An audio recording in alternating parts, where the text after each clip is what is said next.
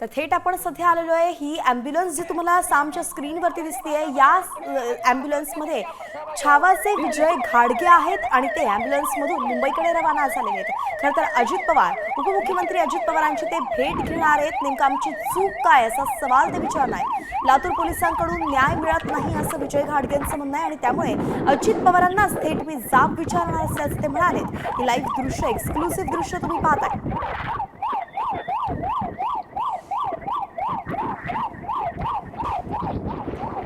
आपण जर बघितलं तर छावा संघटनेचे प्रदेशाध्यक्ष विजयकुमार घाडगे पाटील यांना राष्ट्रवादी अजित पवार गटाच्या सूरज चव्हाण आणि काही कार्यकर्त्यांनी बेदम मारहाण केली होती।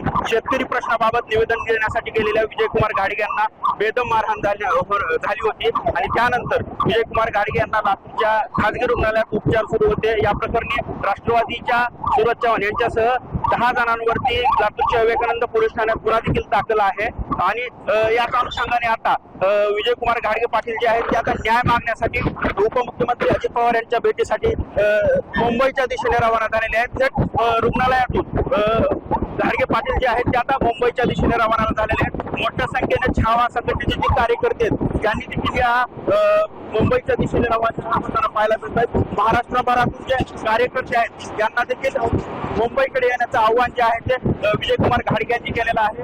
जर मुख्यमंत्री अजित पवारांनी भेटण्यासाठी वेळ नाकारली तर मुख्यमंत्री देवेंद्र फडणवीस आणि राज्यपाल यांची भेट होऊ अशी माहिती विजयकुमार घाडगे यांनी दिली आहे। मोठ्या संख्येने कार्यकर्ते जे आहेत ते आता मुंबईच्या दिशेने निघालेले आहेत। रुग्णालयातून थेट उपचार सुरू असताना विजयकुमार घाडगे मुंबईला निघत आहेत। ॲम्ब्युलन्स मधून त्यांना मुंबईच्या दिशेने नेण्यात येते।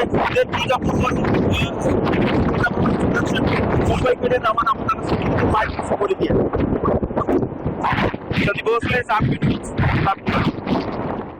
लातूरमधली आपण दृश्य पाहतोय। लातूरमधून विजय घाडगे ॲम्ब्युलन्सच्या माध्यमातून मुंबईकडे रवाना झालेले आहेत। ही दृश्य तुम्ही एक्सक्लुसिव्हली सामच्या स्क्रीनवरती पाहतायत। अजित पवारांची ते भेट घेणार आहेत।